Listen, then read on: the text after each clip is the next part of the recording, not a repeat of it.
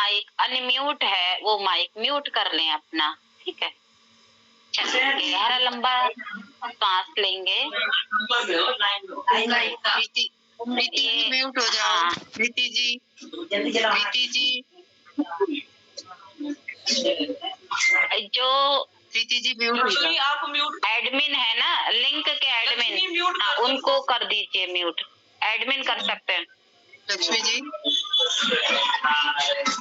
लक्ष्मी जी, दीदी करती हूँ।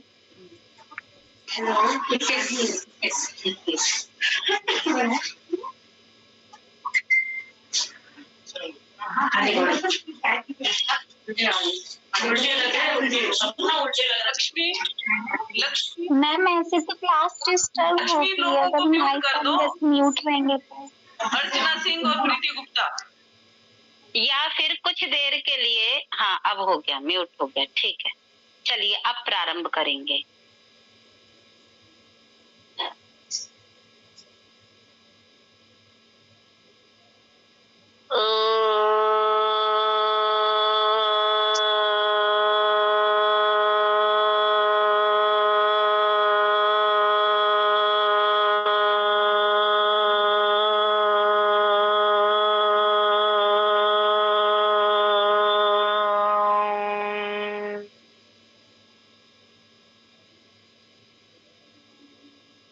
ओम भूर्भुवस्सुवः तत्सवितुर्वरेण्यं भर्गो देवस्य धीमहि धियो यो नः प्रचोदयात्। हे ज्ञानवान भगवन हमको भी ज्ञान दे दो, हमको भी ज्ञान दे दो। करुणा के चार छींटे, करुणा के चार छींटे, करुणा निधान दे दो, करुणा निधान दे दो। हे ज्ञानवान भगवन। उस परम पिता परमात्मा को कोटि कोटि नमन वंदन करते हुए, समस्त महान ऋषि सत्ता को चरणों में नमन करते हुए, गुरु आचार्य पितर सभी महान सत्ताओं को हृदय से नमन करते हुए, इस ब्रह्मांड में व्याप्त समस्त दिव्य शक्ति दिव्य ऊर्जाओं को स्मरण करते हुए नमन करते हुए आज के इस योग दर्शन शास्त्र का कक्षा का प्रारंभ करेंगे, जिसके प्रणेता हैं महर्षि पतंजलि जी। उनके चरणों में भी हृदय से नमन आभार वंदन, जो इतने सुंदर शास्त्र का निर्माण कर उन्होंने हमें इसके पढ़ने के योग्य बनाया। तो इस सभी सत्ता का हम हृदय से आभार करते हैं। आप सभी को सादर प्रणाम। अभी 3 दिनों से आप जो योग दर्शन की कक्षा ले रहे थे, समाधि पाद और ये साधन पाद, ये अंतिम कक्षा होगी आपकी आज की, और साधन पाद आपका पूर्ण हो जाएगा, यानी 2 पाद बचेंगे आपके। तो यहाँ पर तो 2 ही पाद का है कि आपको 2 पाद पढ़ाए जाएं। तो पिछले सूत्र में हमने पढ़ा था, दृश्य का पूरा बता दिया। दृश्य अर्थात सृष्टि कैसे है, किन स्तरों वाली है, विशेष अविशेष लिंग और अलिंग कैसी कैसी है, त्रिगुणात्मक है, प्रकाश क्रिया स्थितिशील वाली है, भूतेंद्रियात्मक है अर्थात भूत और इंद्रियों से बनी हुई है। ये भोग अपवर्गार्थम, भोग के लिए और अपवर्ग के लिए बनाई गई है। ये तो भोग भी मनुष्यों का है और अपवर्ग भी है। जो पशु पक्षी कीट पतंग मनुष्यतर जितनी भी योनियां है वो सब भोग योनि है, अर्थात वो अपने किए हुए कर्मों का भोग भोग रहे हैं, इसी के लिए उन्हें वैसी जन्म मिला। केवल मनुष्य ऐसा है जो अपनी बुद्धि को परिष्कृत कर परम शुद्ध कर ऋतंबरा प्रज्ञा तक पहुंचने के बाद सारे संस्कारों को काट सकता है। सारे जो संस्कार उसके आशय था, वृत्तियों का, विचारों का, जन्म जन्मांतर तक का, उससे निवृत्ति वो प्राप्त कर सकता है। ये बात कही गई। तो फिर उसके बाद दृष्टा का स्वरूप बताया कि दृष्टा क्या है, यानी आत्मा क्या है। तो कहा गया दृष्टा दृषि मात्र, केवल देखने वाला है। प्रत्यानुपश्य, प्रत्य के पीछे पीछे देखने वाला। प्रत्यय अर्थात यहाँ पर आ जाती है बुद्धि। आत्मा चेतन है, वो भी त्रिगुणात्मक प्रकृति से परे है, क्योंकि प्रकृति में जितना भी है वो सब परिवर्तनशील है और नष्ट होने वाला है, अर्थात जन्म लेने वाला है और नष्ट होने वाला है, मृत्यु को प्राप्त होगा, क्षरण को प्राप्त होगा केवल। और आत्मा ना जन्मता है ना मृत्यु को प्राप्त होता है, उसका देह बदलता है, रूपांतरण हो जाता है, उसका शरीर में वो चला जाता है। तो दृष्टा तो परिशुद्ध है, विकार रहित है, कोई विकार नहीं है, बिल्कुल प्रकाश में है, बुद्धि जैसा दिखाती है बस वो उसको देखता है। तो बात यहाँ आई प्रकृति के जितने साधन दिए हैं हमें, क्या क्या साधन दिए हैं, ये देह, इसमें जितने भी हैं जिसको अंतःकरण बोलते हैं, ठीक है। कौन कौन से अंतःकरण, मन बुद्धि चित्त अहंकार, ये चारों करण माने हमारे साधन जिससे हम कार्य करते हैं। ये आत्मा को जैसा दिखाते हैं आत्मा बस देखता है। बाह्यकरण अर्थात ये जो ज्ञानेंद्रियां है बाहर संसार को देख रही हैं। अब इसमें दो बात आती हैं, ये जो हमारी ज्ञानेंद्रियां हैं इनको जितना जितना हम भीतर की ओर खींचेंगे, अर्थात जितना संसार से संकुचित कर लेंगे, आवश्यकता बस जितनी आवश्यकता है उतना करेंगे।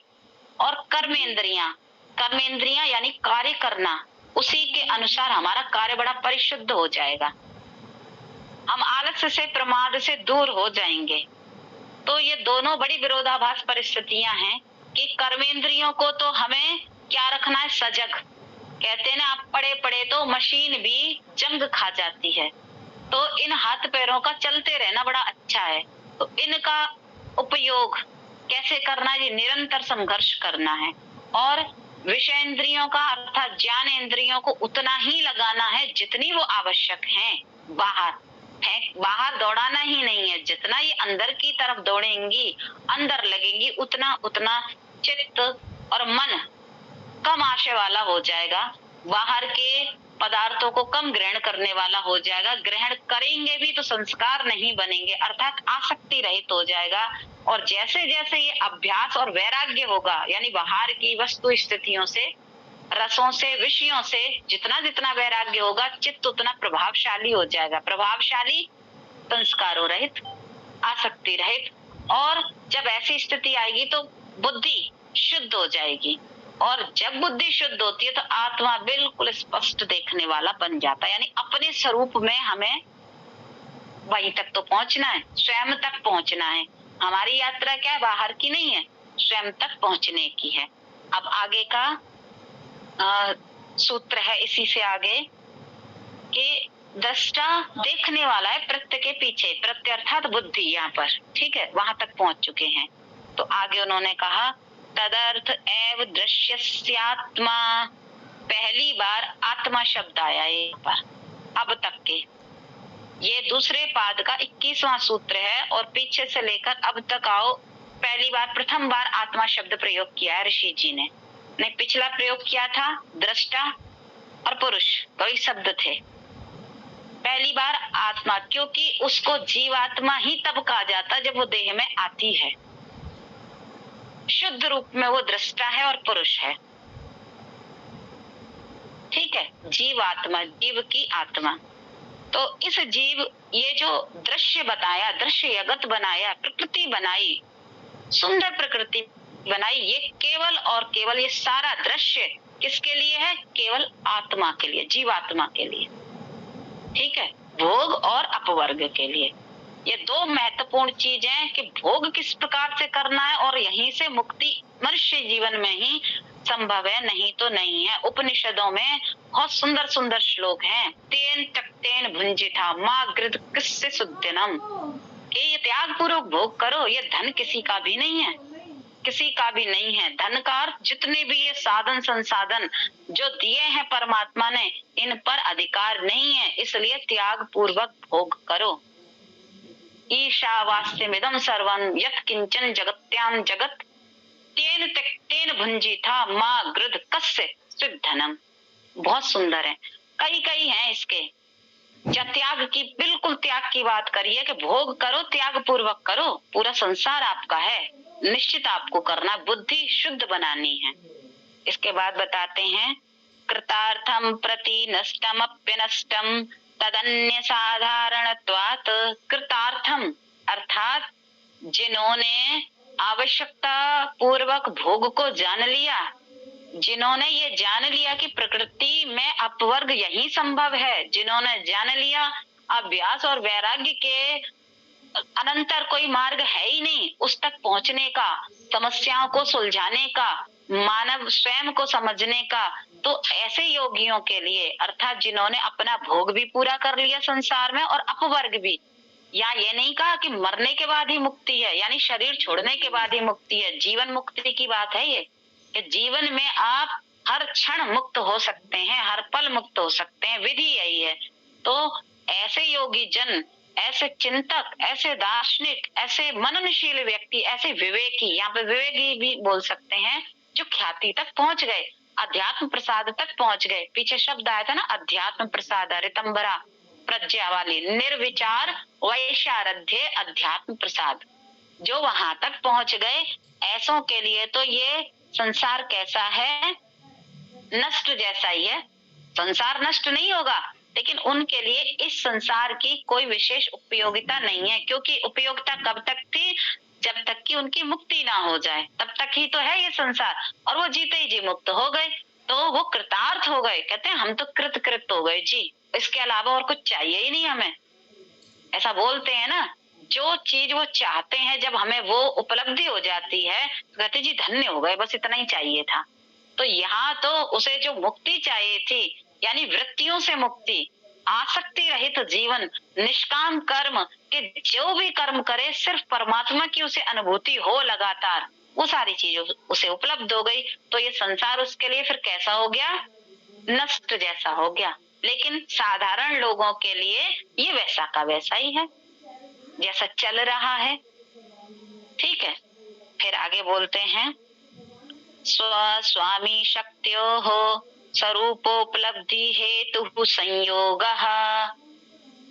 तो ये संयोग क्यों हुआ फिर, एक तो कर्म फल भोग के लिए, ठीक है, और दूसरा अपवर्ग कैसे होगा, स्वस्वामी शक्त्यो, अपनी अपनी शक्ति, अपनी अपनी स्थिति, स्वरूप उपलब्धि, वहां तक पहुंच जाना, पता चल जाना कि हम ये हैं, अर्थात जीवात्मा को पता चल जाना कि मैं तो दृष्टा हूँ, ये मेरे साधन हैं, मैं बुद्धि नहीं हूँ, मैं अहंकार नहीं हूँ, मैं अस्मिता नहीं हूँ, मैं राग नहीं हूँ, मैं द्वेष नहीं हूँ, मैं सुख नहीं हूँ, मैं दुख नहीं हूँ, इन सबसे परे मैं शुद्ध दृष्टा हूँ, ये प्रकृति है। तो स्वस्वामी शक्ति, अर्थात ये भोग्य जो संसार है इसे कहते हैं स्वशक्ति, और स्वामी शक्ति जो इसका भोग कर रहा है, अर्थात दृष्टा जीवात्मा है ना। तो जो भोगता है जीवात्मा, तो स्वशक्ति का और स्वामी शक्ति का, यानी स्व माने उसकी शक्ति है, ये वो ही भोग कर सकता है, प्रकृति जीव का भोग नहीं करती, जीव प्रकृति का भोग करता है, जीवात्मा। तो इस प्रकार से जब दोनों के स्वरूपों का उसे ठीक ठीक ज्ञान हो जाता है, स्वरूप की उपलब्धि हो जाती है, इस उपलब्धि के लिए ही ये संयोग हुआ है, किसका, दृश्य का और दृष्टा का। इन दोनों स्वरूपों की, यानी कि भोग और अपवर्ग, ये दोनों इस रूप में ही है। ये संयोग ही इसलिए कि अपने अपने रूप को समझ जाओ, और जब तक नहीं समझोगे तब तक चक्कर लगाते रहोगे, कभी किसी योनि में कभी किसी योनि में, ये रहेगा ही रहेगा जब तक कि वो स्थिति नहीं आ जाएगी। आगे का बताया कि ये संयोग, तस्य हेतुर्विद्या, तस्य हेतुर्विद्या। अब तस्य माने उसका, किसका, ऊपर वाला सूत्र क्या था, संयोग, संयोग के लिए हो रहा है, स्वरूप उपलब्धि के लिए। स्वरूप उपलब्धि हो नहीं रही, क्यों नहीं हो रही है स्वरूप उपलब्धि? इसलिए संयोग बार बार हो रहा है। तो उन्होंने कहा इसका कारण है अविद्या। जो 5 क्लेश बताए थे ना, सबसे पहला क्लेश था अविद्या। वो ऐसा था कि वही खेत है, उसी में अन्य 4 क्लेश उगते हैं। अगर खेत समाप्त, भूमि समाप्त, तो अन्य उगेगा ही नहीं कुछ भी। तो जब तक वो अविद्या समाप्त नहीं होगी, तब तक हम स्वरूप उपलब्धि कर नहीं सकते, तब तक भोग अवर कर नहीं सकते, तब तक बार बार इस उसमें आएंगे ही आएंगे, दृश्य के संपर्क में। तब तक संयोग होता रहेगा, तो कोई नहीं रोक सकता, जब तक कि ये अविद्या पूरी तरीके से नाश ना हो जाए। ठीक है, फिर उसके बाद बताया अविद्या का नाश कैसे बताया था। फिर पीछे कि पहले तो सूक्ष्म करो, प्रति प्रसव हेया, जहां से आए, कहां से आए, चित्त में से उठे। चित्त में कहां से बने? बाहर संसार से उलझ गए ज्यादा से ज्यादा, तो इसमें इकट्ठा करते रहे, खाली करना है। फिर ध्यान में जाके, समाधि में जाके एक एक कर इनको हटाना है। विधियां पहले पीछे बता दी गई। आगे बताया फिर तद्भावात् संयोगा भावो हानम तद दृश्य है कैवल्यम तद्भावात्। उनका अभाव होने पर, किसका अभाव होने पर? ऊपर, तद का मतलब यहाँ ऊपर से है, अविद्या का अभाव होने पर, यानी कि अविद्या के नष्ट हो जाने पर, हानम, हान माने बिल्कुल हट जाएगा। तद, अविद्या का हान होने पर ही ये संयोग बिल्कुल हट जाएगा। आपने अविद्या हटाई, आपने वृत्तियां यानी कि जो लेयर्स थी, ऊपर बहुत सारी लेयर्स जमा कर रखी थी, पद की, प्रतिष्ठा की, अस्मिता की, अहंकार की, राग की, द्वेष की, जितनी भी थी आपकी, वो सब काय में आ गई। सगे संबंधी, आस पड़ोस, माता पिता, पुत्र, जो भी थे, स्मृति रूपी जो जितने भी वृत्तियां बताई थी 5 प्रकार, वो सब लेयर्स थी, जितनी भी लेयर्स थी, वो जैसे जैसे आपने हटाई, वृत्तियां हटती गई, हटती गई, हटती गई, तो संयोग हटता जाएगा, धीरे धीरे घटता जाएगा। तो जैसे जैसे अभाव हो जाएगा, वो संयोग हटा, अविद्या हटी, ये सब एक साथ है इसी तरीके से। तो जब उसका हान हो जाएगा, जब वो हट जाएगा, तो तब दृश्य है उस दृष्टा का, यानी कि उस जीवात्मा का कैवल्यम, कैवल्य हो जाएगा। कैवल्य का मतलब केवल एक, अर्थात ये दृष्टा था, इससे चिपक गई प्रकृति के लेयर, बहुत सारी भोग की, बहुत सारी वो हट गई, तो ये केवल एक बचा, यानी कि प्रकृति हट गई उससे, प्रकृति मुक्त हो गई उससे। अब प्रकृति अलग, कैवल्य यानी केवल एक बचा, दृष्टा। तो तब ही वो बचेगा। तभी कहा था ना, तदा दृष्टुः स्वरूपे वस्थानम, तब दृष्टा अपने स्वरूप में आ जाएगा। पहले पाद का कौन सा सूत्र था? तीसरा या चौथा था? तीसरा सूत्र था वो, ठीक है। योगश्चित्त वृत्ति निरोधा, जब चित्त की वृत्तियां हट गई, यही अभाव हो गया, तदा दृष्टु स्वरूपे स्थानम, तो उसका कैवल्य हो जाएगा। केवल अपनी अवस्था में वो एक बचेगा, बस। अब आगे का उन्होंने बताया, विवेक ख्यातिर विप्लवा हानोपाय। अब इस हान का उपाय क्या है? और आगे उपाय बताया कि ये जो हान होना है, यानी कि जो हटना है, जो घटना है, क्या घटना है? अविद्या हटनी है, वृत्तियां हटनी है, इसी से संबंधित है सब। जहां से क्लेश उत्पन्न हो रहे हैं, जिन वृत्तियों से, बिल्कुल हटाने हैं, तो उसका उपाय बताया। क्या बताया? विवेक ख्याति अविप्लवा। विवेक ख्याति अविप्लव माने बिना हिलने डुलने वाली, एकदम स्थिर। ये नहीं कि आज ज्ञान हो गया, कल फिर वैसे के वैसे ही, यानी कि वो बिल्कुल स्थिर रहे। ऐसी विवेक ख्याति कि फिर से वो दोबारा संसार में ना उलझे। ईश्वर, जीव और प्रकृति को अलग अलग यथार्थ ज्ञान, यत अर्थ, जो जैसा है वैसा ही जानना, आत्मा जैसी है वैसा ही जानना, मानना, व्यवहार करना, प्रकृति जैसी है वैसा ही जानना, मानना, व्यवहार करना, ईश्वर जिस प्रकार से है, जो स्वरूप है, उसको जैसे ही जानना, मानना, व्यवहार करना, इन सब यही कहते हैं यथार्थ ज्ञान। जो जैसा है वैसे ज्ञान वाली बुद्धि बन जाना, ऐसे कहते विवेक ख्याति। वहां पहुंचकर बिल्कुल भी फिर निम्नता को जीवात्मा नहीं आता। जो इस रूप को ढंग से जान लेता है, स्वरूपों को जो जान लेता है, अर्थात उसका दुख नाश करने का उपाय यही विवेक ज्ञान है, विवेक ख्याति। इन सबको, इस हान का उपाय क्या है, यानी हटने का, संयोग को हटाने का उपाय क्या है, विवेक ख्याति। बार बार आ रहे हैं, बार बार जा रहे हैं, अभ्यास नहीं हो पा रहा, वैराग्य भी नहीं हो पा रहा, समाधि तक तो कैसे जाएं, अभ्यास ही नहीं हो रहा। इंद्रियां बार बार बाहर भगा रही हैं, बार बार लिप्त हो जाते हैं उन्हीं संबंधों में, राग में, द्वेष में, लोभ में।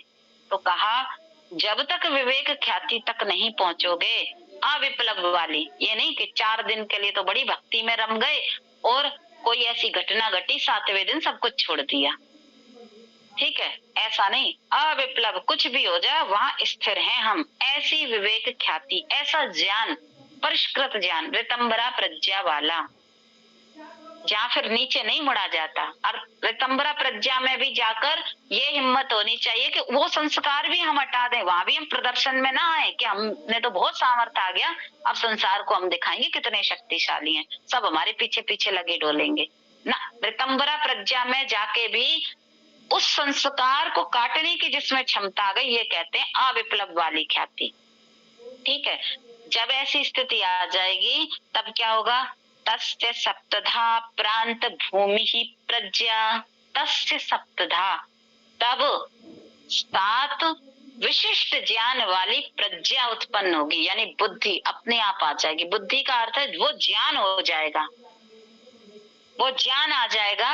कौन सा, 7 प्रकारों वाला ज्ञान आ जाएगा। कौन सा, कि जो छोड़ने योग्य था, छोड़ने योग्य था, यानी जो जो छोड़ना है, अभी तो छोड़ने पे ही बड़ी मशक्कत करनी पड़ती है, छोटी छोटी चीजों के लिए छोड़ना ही नहीं चाहते हम कुछ भी। तो ये जो छोड़ने योग्य है क्या है, जो भी दुख के कारण है, जितने भी हैं, उन सबको जान लिया भली प्रकार से। ये बहुत बड़ी बात है कि दुखों को जान लिया। अर्थात मान लीजिए कोई है, इस उस पर पहुंच गया, भाई पुत्र है, पुत्री है, कुछ भी है, युवा अवस्था में, और उसके सामने मृत्यु को चला गया, तो कोई समझ सकता है कि वो बिल्कुल उसके मन में अधीरता ना आए, जी पुत्र चला गया, पुत्री चली गई, रोएंगे ना सभी। अभिनिवेश वाला होता है ना, छोड़ने का भय, लेकिन उसकी इतनी स्थिति हो गई कि ये तो दुख का कारण है, इसको तो जाना ही था, जो छोड़ने योग्य है उसको भी छोड़ दे, ऐसी स्थिति। अब सोच के देखो अपनी स्थिति, छोटी मोटी नहीं, इतनी बुद्धि, यानी इतना प्रकाश हो जाता है कि जो आया है उसको जाना ही है। कहने में बहुत छोटी बात है, लेकिन जब हम स्वयं उसको भोगते हैं, हम आती है हमारे पास, तब चीजें व्यवहार में जब आती है तब पता चलता है हम किस स्थिति पर हैं। ये उस स्थिति की बात है।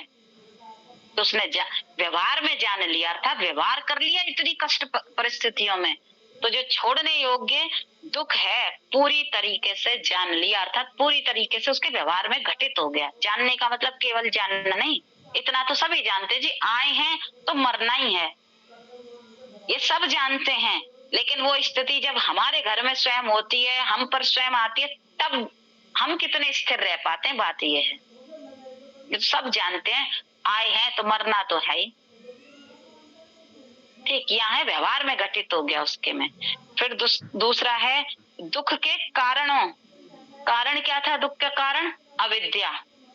तो उसने अपनी अविद्या, जन्म जन्मांतर की संस्कारों वाली के कहाँ मुझे पुनः जन्म लेना पड़ा, कौन कौन से संस्कार थे, कहाँ अविद्या रह गई थी, उन सबको उसने खंगाल लिया, खोज लिया पूरा बुद्धि में, जा जाके अंदर भीतर घुस के कि कौन सा रह गया संस्कार, कौन सा और रह गया, कहीं कर्म ना बन जाए, इतना सचेत हो गया वो। तो इस प्रकार से उसने पूरी तरीके से जान के अविद्या को नष्ट कर दिया, जान के नष्ट कर दिया। अब कोई अंकुर नहीं बचा उसके में कि दोबारा से वो अविद्या घुस आई कहीं से भी। फिर तीसरी आ गई जो निर्बीज समाधि थी, सबसे लास्ट वाली, ठीक है, निर्बीज। प्रथम पाद का अंतिम सूत्र था ना, निर्बीज समाधि, तस्यापि निरोधे सर्व निरोध, यानी कि ऋतंबरा प्रज्ञा वाले जो संस्कार थे उनको भी जिसने रोक दिया, तब आती है वो निर्बीज समाधि। सारे वहां तो निर्बीज समाधि के माध्यम से वो मुक्ति का आनंद भोग रहा है। ये जीवित वाली अवस्था है ये, ठीक है। जब वो ऐसा मुक्त परमात्मा के यहाँ जाएगा तो शरीर से भी थोड़ा सा है, बस देह, बाकी और कुछ नहीं है।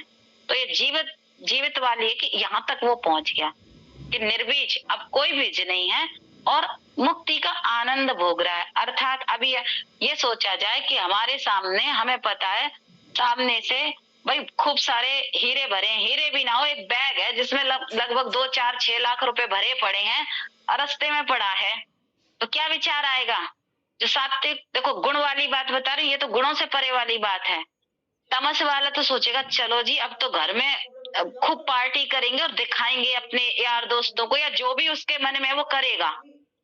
वो समाज के कल्याण में नहीं लगाएगा उस पैसे को, ना ही अच्छे कि चलो मुझे आगे के लिए लाभ हो, ऐसा नहीं, वो केवल दिखाएगा। और रजस वाला प्रतिस्पर्धा में लगा देगा कि जी उसके यहाँ ये आ गई, वो बड़ा घमंड करता था, मुझे भी ये खरीद लेना है, या अन्य अन्य चीजें।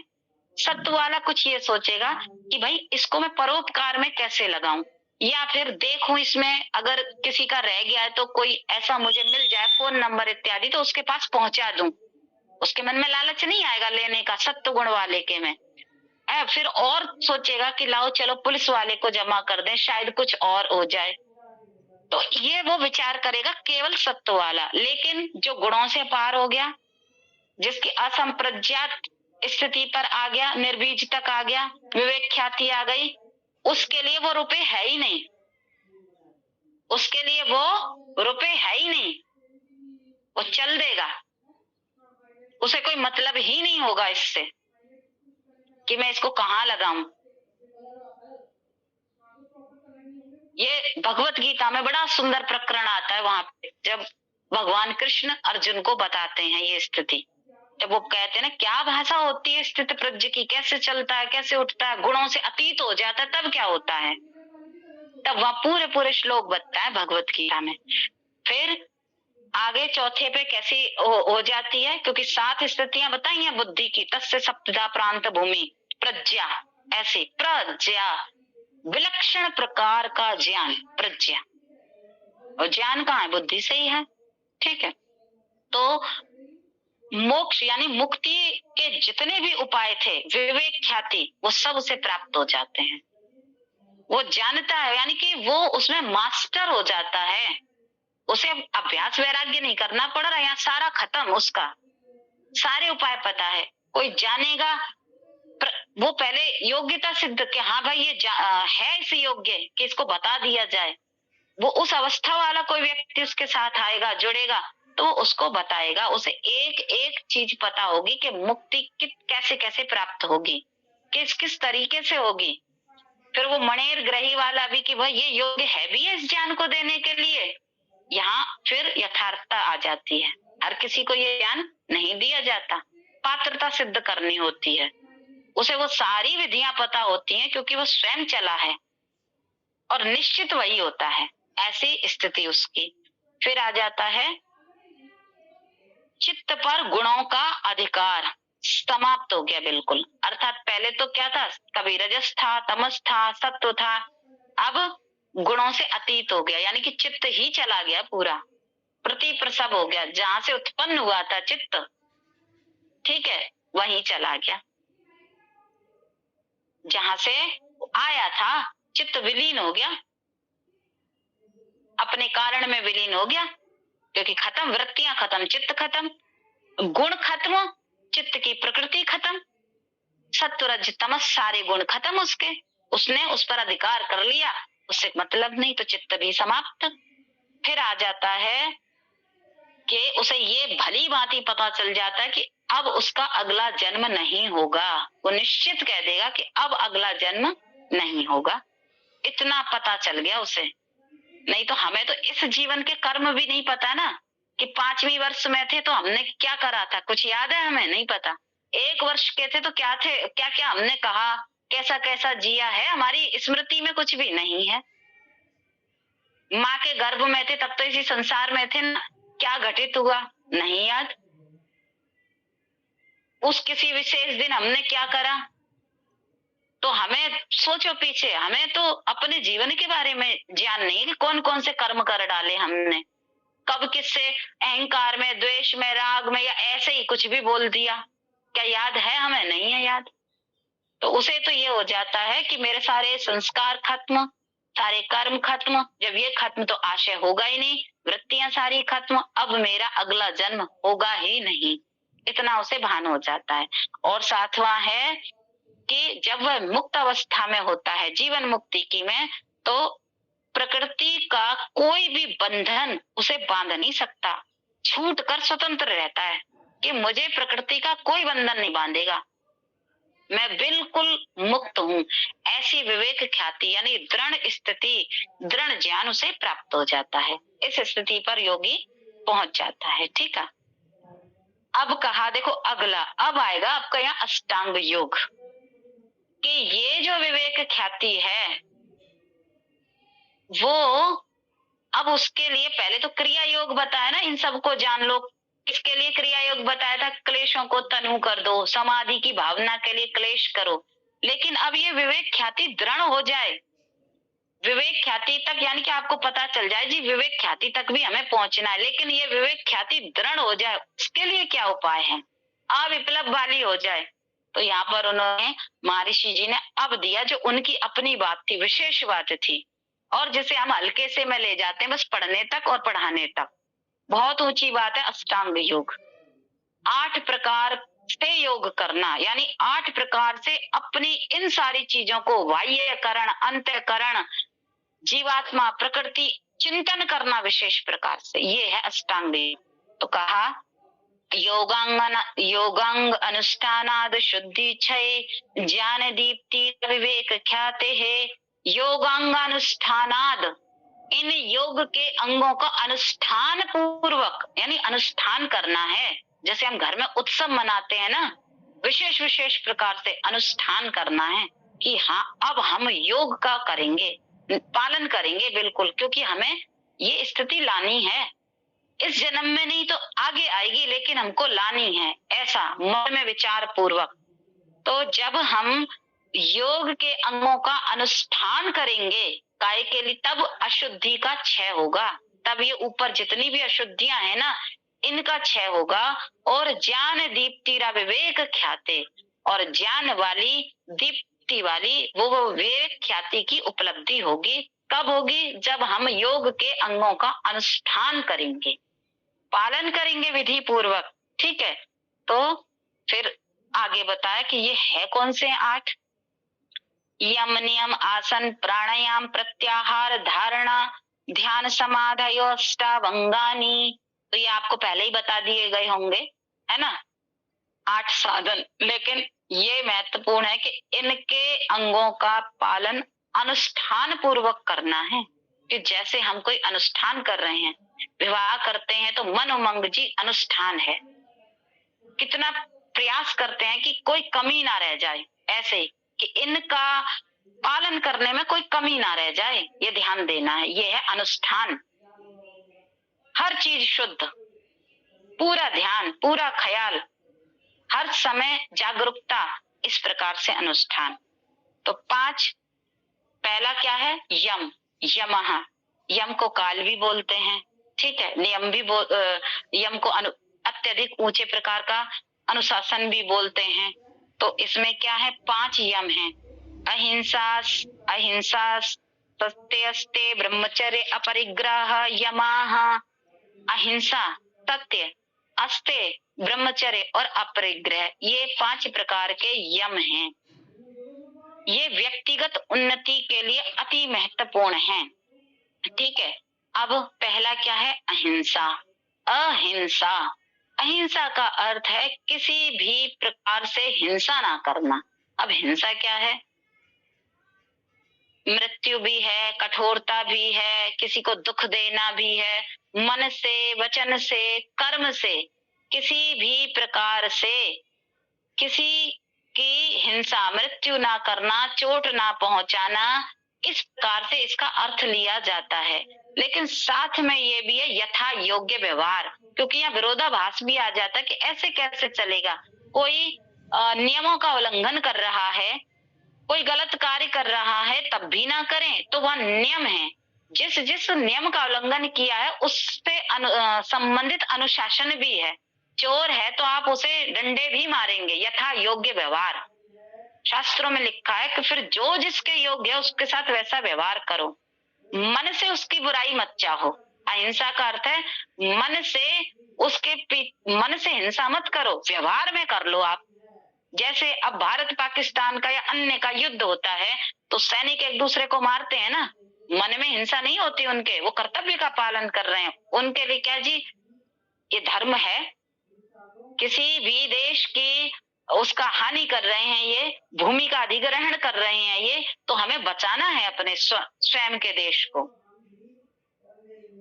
इसलिए वह धर्म और अधर्म वाली बात आती है। अहिंसा का अर्थ है मन से, वचन से, कर्म से किसी का बुराई ना सोचना, मतलब इसकी हानि हो जाए ऐसा ना सोचना, ठीक है।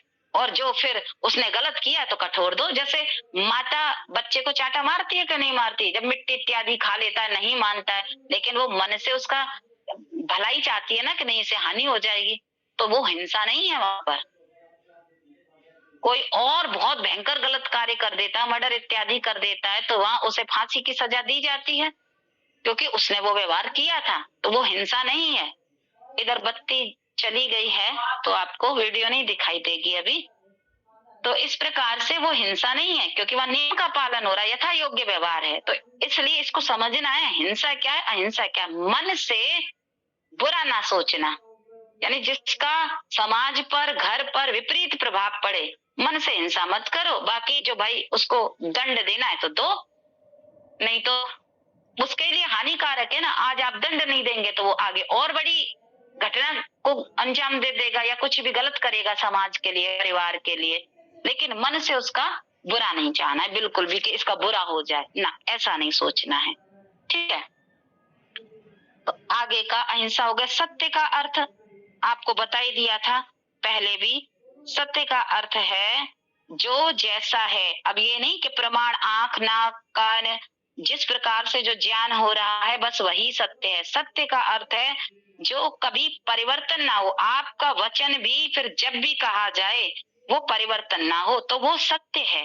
मन से, वाणी से, कर्म से, सभी कालों में, सभी काल में माने आपने जो कभी पहले कोई वचन कहा और दोबारा से आ जाए तो आप ये नहीं कहेंगे कि पहले तो ये स्थिति थी इसलिए कहा था, आज स्थिति बदल गई है तो हमारे वचन बदल गए, तो वो सत्य नहीं है।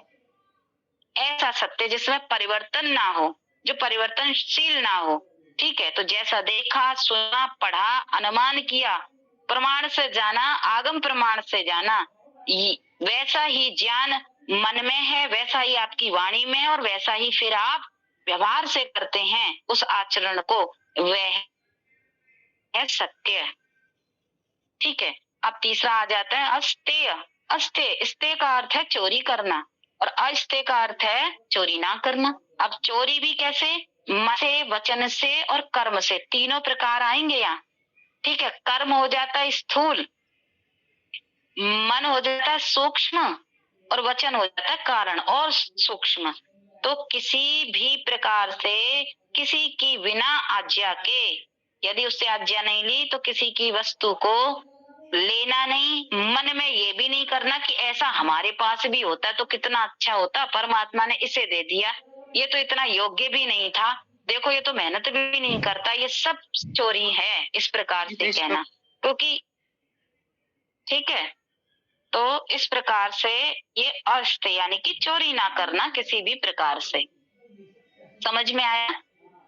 अब आगे आ जाता मन, यानी मन वचन कर्म से किसी की भी चाहे वो घर हो, परिवार हो, कोई भी वस्तु, कुछ भी ना इच्छा रखना उस पर, वो चाहे कितना भी अच्छी क्यों ना हो। आप में पुरुषार्थ है, आप में सामर्थ्य है, आप उत्पन्न कीजिए उसको, और नहीं है तो संतोष कर लीजिए। यहाँ पर ये बात है। आगे आता है ब्रह्मचर्य। ब्रह्मचर्य, ब्रह्म का आचरण करना, उसमें चलना। अब ब्रह्म क्या है, जितनी भी उत्तम विद्याएं हैं, जब विद्या अध्ययन में लगते हैं, ब्रह्मचर्य आश्रम भी है, पहला आश्रम, 4 आश्रमों में है पहला आश्रम ब्रह्मचर्य। जब युवा अवस्था तक विद्या अध्ययन में रत रहते हैं, विद्या अध्ययन में रत रहते समय अन्य किसी भी चीज का स्मरण ना करना। यहाँ केवल ब्रह्मचर्य का तात्पर्य स्त्री और पुरुष के संबंधों से नहीं है, वो स्थूल चीज है, बहुत सूक्ष्म है ये ब्रह्मचर्य। जब हम योग शास्त्र या संसार से संबंधित जितने भी विषय हैं वो सब वेद में है। वेद माने विभिन्न प्रकार से ज्ञान की उपलब्धि सब है। जब आप उस क्षेत्र में चल रहे हैं तो उसके अतिरिक्त और कोई चिंतन मनन मस्तिष्क में ना हो, उसे कहते हैं ब्रह्मचर्य। ठीक है, विद्या अध्ययन के समय, विद्या प्राप्ति के समय अन्य कोई भी विचार मन से, वचन से, कर्म से नहीं होना चाहिए, इसे कहते हैं ब्रह्मचर्य। जिससे शारीरिक शक्ति, मानसिक शक्ति और आत्मिक शक्ति बहुत बलवान हो जाती है, एक विलक्षण प्रकार की शक्ति हमें आ जाती है। ये किसी का, ब्रिजमोहन जी का ना माइक अनम्यूट हो गया, उसे बंद कर लें। जब इस प्रकार से ब्रह्मचर्य का पालन होता है तो अलग ही शक्ति उत्पन्न हो जाती है। अब यह बताया भी जाएगा कि कैसे कैसे जिस जिसका पालन करते हैं तो क्या क्या उपलब्धि होती है। आगे आ जाता है अपरिग्रह। अपरिग्रह, परिग्रह का अर्थ है बहुत चीजों का इकट्ठा कर लेना। तो जैसे विचारों को इकट्ठा करते रहते हैं हम सुबह से शाम तक, उन पे ना जाने कौन कौन तरह तरह के हम प्रवचन, स्लोगन, ये नहीं तो ये खोल लिया, वो खोल लिया, ये परिग्रह अत्यंत।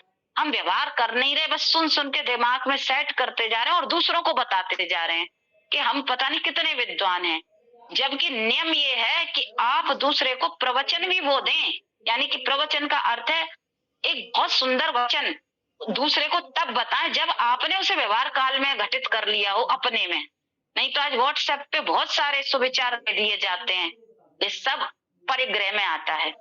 हमने उसको ढंग से अपने व्यवहार में घटित नहीं करा, इसलिए ही वो व्यवहार में घटित नहीं होता, क्योंकि हम उपदेशक बन जाते हैं, सब हम गुरु बन जाते हैं, हम आचार्य बन जाते हैं। हमने इस सूचना के साधन को बड़ा गलत तरीके से प्रयोग करना सीख लिया है कि उसको ये भेज दें उसको, और इस भेजने के चक्कर में ऐसा होता है एक भी सुविचार हमारे व्यवहार में घटित नहीं हो पाता, क्योंकि हमने खाली जगह छोड़ी नहीं ना, इकट्ठे कर लिए फिर यहाँ भेजने, मन तो इसी से भर गया भेजने करने के चक्कर में। तो जब मन इससे भरा है तो घटित कैसे होगा, खाली करना पड़ेगा ना इन चीजों से। ये इतना बड़ा विज्ञान है। तो मन स्तर पर हमने अंधाधुंध विचार इकट्ठे कर लिए, घरों में हमने अंधाधुंध चीजें इकट्ठी कर ली, आकाश तक तो रहा ही नहीं, सब भर डाले हमने अपने घरों में बनावटी चीजों सजावट कर करके, कहीं स्पेस ही नहीं है। इतना परिग्रह कर लिया, ये भी और ले आओ और ले आओ, बाद में काम आ जाएगा। खूब सारे वस्त्र इकट्ठे कर लिए, वो समेटे भी नहीं जा रहे।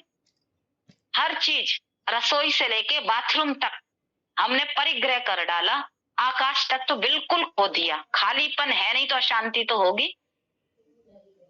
ठीक, तो इस प्रकार से ये हमारे 5 यम हैं। अब इनके लिए देखो क्या बताया, जाति देश काल समयानवच्छिन्नाः सार्वभौमा महाव्रतम। ये जो 5 यम हैं व्यक्ति के व्यक्तित्व को विकसित करने में सबसे महत्वपूर्ण है, पहला ही अंग है ये। तो किसी भी जाति से, किसी भी जाति का अर्थ है चाहे मनुष्य जाति हो या पशु जाति हो। अब मनुष्य जाति में भी देखो बहुत सी आ गई जहां हम इनका पालन ही नहीं कर पाते कि ये नीचा है, ये ऊंचा है, ये वहां से है, ये स्त्री है, ये लड़की है, ये लड़का है, सब व्यवहार बदल डालते हैं हम। तो जाति को हमने बीच में ला दिया, और जबकि ये कहा गया ये किसी भी जाति से, देश से, काल से, यानी कि किसी भी समय के, इस समय हम इसका पालन कर लेंगे जी। 9 दिन आ रहे हैं इसलिए हम अंडा नहीं खाएंगे, शिवरात्रि है तो अंडा नहीं खाएंगे, बाकी खा लेंगे। या मंदिर में, मस्जिद, गुरुद्वारे इत्यादि जा रहे हैं तो वहां पे हिंसा नहीं करेंगे, कि जानवर को नहीं मारेंगे, बाकी इन दिनों कर लेंगे, मंगल को ये नहीं करेंगे। ये क्या है, हमने बांध लिए, समय से इनको बांध दिया। जबकि ये कहा गया ना तो ये जाति से बाधित है, ना किसी देश से, न काल से, अवच्छिन्न, ये बिल्कुल अलग हैं, आप इन्हें बाधित नहीं कर सकते। सार्वभौमा महाव्रतम, ये यूनिवर्सल ट्रुथ है। छोटे छोटे हम कह देते हैं ना जी, भाई इस वाले को तो हम नहीं खाएंगे, इसको खा लेंगे। बहुत से लोग पालन करते हैं इन चीजों का, शाकाहार में, तमस में, या जो भी है, जैसे भी है।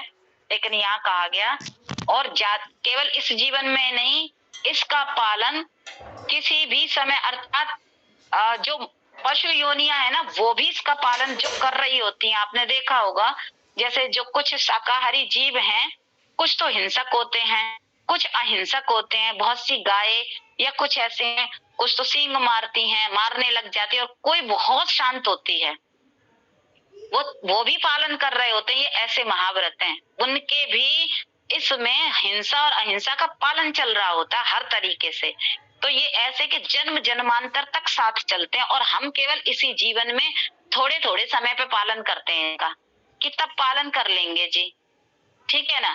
मंदिर में जा रहे हैं तो गुटखा नहीं खाएंगे, मंदिर में जा रहे हैं तो गाली नहीं बोलेंगे, अपशब्द नहीं बोलेंगे, बाकी घर में और बाहर खूब कर लेंगे। ये छोटी छोटी चीजें बताएंगे किस प्रकार से हम यमों का पालन करते ही नहीं है। झूठ बोलते हैं, झूठ तो हमने हमारे व्यवहार में ऐसा आ गया है, होते कहीं है, बताते कहीं है। तो ये इस प्रकार से महाव्रत बताए हैं, ये महाव्रत हैं। आप ये सोचे कि आज पालन कर लिया कल नहीं करेंगे, सोमवार को कर लिया तो मंगल को नहीं करेंगे, अब 9 दिन आ गए तो अब कर लेंगे 9 दिन। फिर ये जितने जितने दिन कराए तो उतना ही उतना छोटा छोटा लाभ मिलेगा। फिर हम शर्त ये रखते जी 9 दिन तो हमने पालन करा था, फिर हमारे साथ ऐसा क्यों हो गया। तो उतनी छोटी सी चीज करने के बाद हम परिणाम लंबा चाहते हैं, है ना। ये सबसे बड़ी भूल हो जाती है फिर। तो इस प्रकार से ये महाव्रत हैं, इसलिए इन्हें अनुष्ठान की तरह पूरा करना है, चेक करना है सत्य कहाँ बाधित हुआ, इस प्रकार से। फिर आगे नियम बताए उन्होंने, शौच, संतोष, तपः, स्वाध्याय, ईश्वर प्रणिधानानि नियमः। तो ये 3 तो पहले ही बता दिए थे, तप, स्वाध्याय, ईश्वर प्रणिधानानि, ये क्रिया योग में भी था। यहाँ आ गया शौच और संतोष, इसको जान लेते हैं। शौच का अर्थ है शुद्धि, पवित्रता, निर्मलता।